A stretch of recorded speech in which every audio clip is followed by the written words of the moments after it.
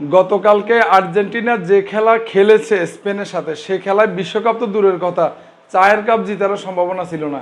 আসসালামু আলাইকুম আরহামাতুল্লাহি ওবারাকাতু। আশা করি সবাই ভালো আছেন এবং কি গতকালকে ফুটবলের যে নান্দনিক সৌন্দর্য, সেই আপনারা সৌন্দর্যটা উপভোগ করেছেন।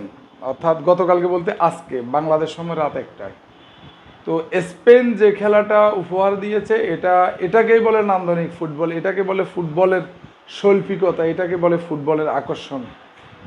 আর গতকালকের ম্যাচে যদি আর্জেন্টাইন গোলরক্ষক যদি ঠিকমতো না খেলতো, আর্জেন্টিনা গোল খাইতো অন্তত 10টার উপরে, অন্তত 10টার উপরে তারা গোল ভোগ করতে হতো। এবং কি তারা গতকালকের ম্যাচে আপনার 5টা খেয়েছে হলুদ কার্ড আর একটা খেয়েছে লাল কার্ড।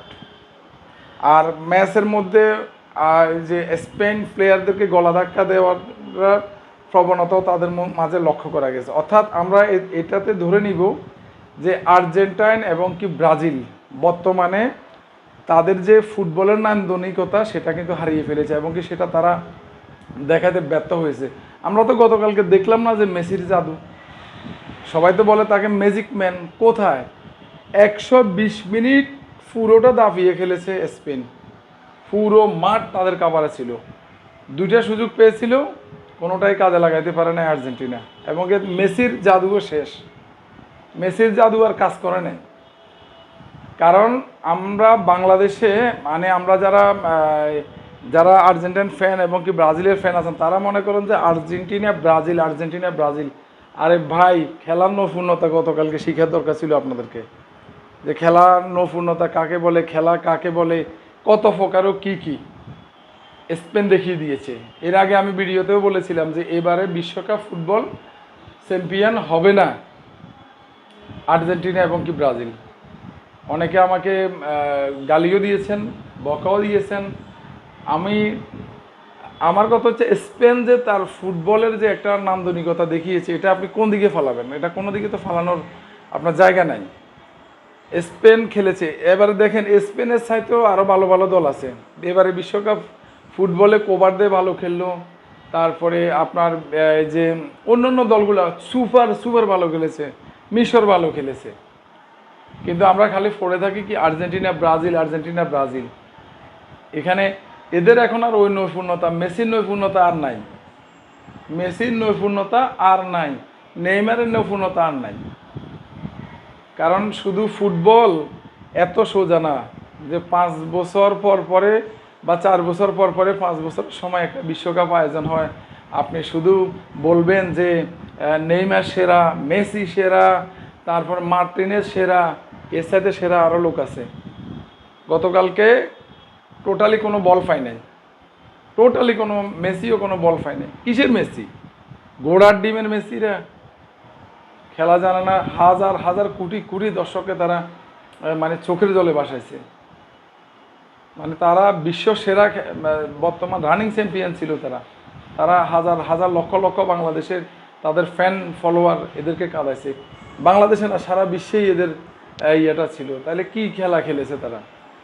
এগুলো তো মানে এক ধরনের পাতরামি। অর্থাৎ গ্রামের যদি দেওয়া হয়, গ্রামের মাঠে যদি দেওয়া হয় আর্জেন্টিনাকে, কালকে সম্ভবত প্রতি মিনিটে গোল খেত, গোল তারা ভোগ করতো কালকে প্রতি মিনিটে, যদি গ্রামের কোনো বাংলাদেশের গ্রামের কোনো মাঠে যদি তাদেরকে খেলার জন্য দেওয়া হতো। আমরা সবাই বসে থাকি যে আর্জেন্টিনা খেলবে, আর্জেন্টিনা সেরা, ব্রাজিল সেরা, এইটা সেরা, সেইটা সেরা। কই? পাত্তাও পায় না, পাত্তা একদম পাত্তাও পায় না। গতকালকে যদি মার্টিনেজ যদি ঠিকমতো গোলগুলো সেভ না করতো, গোল হতো 60টার উপরে গোল হইতো। মার্টিনেজ একাই খেলছে, আর্জেন্টিনা কালকে দল মেসি খেলতে পারে না। বাজে প্লেয়াররা এরা মানে এদের যে কোটি লক্ষ কোটি ভক্ত আছে, এদেরকে কালকে অথই কাঁদায় তারা করছে। অন্তত যদি প্রতিযোগিতাপূর্ণ খেলতো তাইলে তো হইতো। আর সবাই বলে মেসি সেরা, সবাই বলে নেইমার সেরা, সবাই বলে এটা সেরা, সবাই বলে সেটা সেরা। গতকালকে আপনারা সবাই ফাউ বনে গেছেন, গতকালকে সবাই ফাউ বনে গেছেন। অর্থাৎ যে সেরার উপরে ডাবল সেরা আছে, গতকালকে সেটা স্পেন প্রমাণ করে দিয়েছে। আর অনেকে আমাকে বলেন যে আমি ব্রাজিলের সাপোর্টার।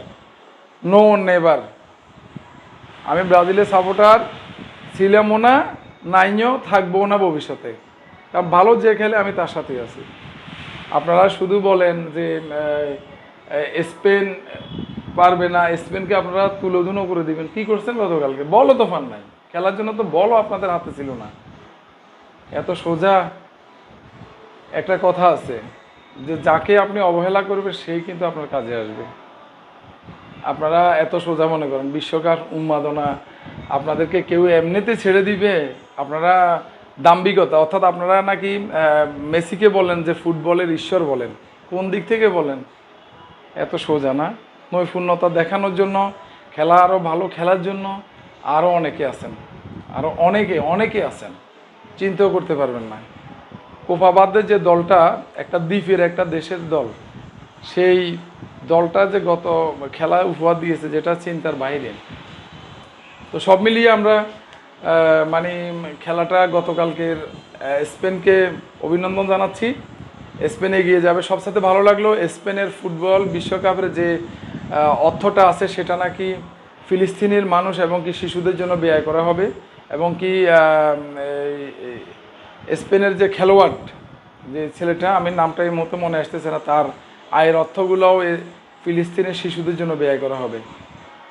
গতকালকে তো ফ্রান্সের গতকালকে তো ট্রাম্পের হেলিকপ্টার মহড়াও ছিল। কই আপনারা আর্জেন্টিনা ঘোড়া ডিম করতে পারছেন?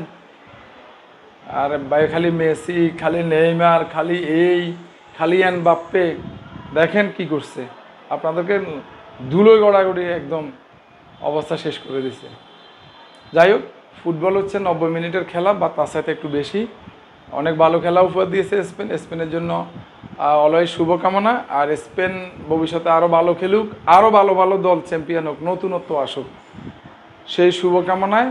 বিশ্বকাপ উন্মাদনায় অনেক ভিডিও করেছি, অনেকের কাছে যদি মনে কষ্ট লেগে থাকে এই জন্য আন্তরিকভাবে ক্ষমা প্রার্থী। কারণ অনেকে হয়তো মনে কষ্ট পেয়েছেন, তাতে আমার কিছু করার নাই।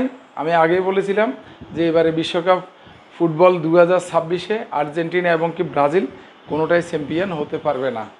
এবং কি ব্রাজিল তো তার আগে বাড়ি চলে গেছে, আর্জেন্টিনা যাওয়ার একটু বাকি ছিল। গতকালকে ওনারা বিরিয়ানির বাক্স নিয়ে মাথায় করে চলে গেছে আর কি। তো সম্ভবত এটাই ছিল মেসির শেষ বিশ্বকাপ। তবে গতকালকে মেসির কান্না দেখে আমার খারাপ লাগছে। মেসির অন্তত আর্জেন্টিনার জন্য নয়, মেসির জন্য হলেও প্রাপ্য ছিল এই এই এই বিশ্বকাপটা। যাই হোক, মেসি কিংবদন্তি, এটা স্বীকার করতেই হবে। কিন্তু গতকালকে তার শিষ্যর কাছে সে হেরে গেল। গতকালকে তার শিষ্যর কাছে সে হেরে গেল। এটাই নিয়ম, পুরাতন যাবে, নতুন আসবে। তো যাই হোক, আগামীর বিশ্বকাপ যদি আল্লাহ বাঁচিয়ে রাখে হয়তো দেখা হবে। আরও ভালো ভালো দল নতুন কিছু করবে, নতুনত্ব নিয়ে আসবে, সেই শুভকামনায় আজকের মতো এখান থেকে বিদায় নিচ্ছি। ভালো থাকবেন সবাই, আল্লাহ হাফেজ।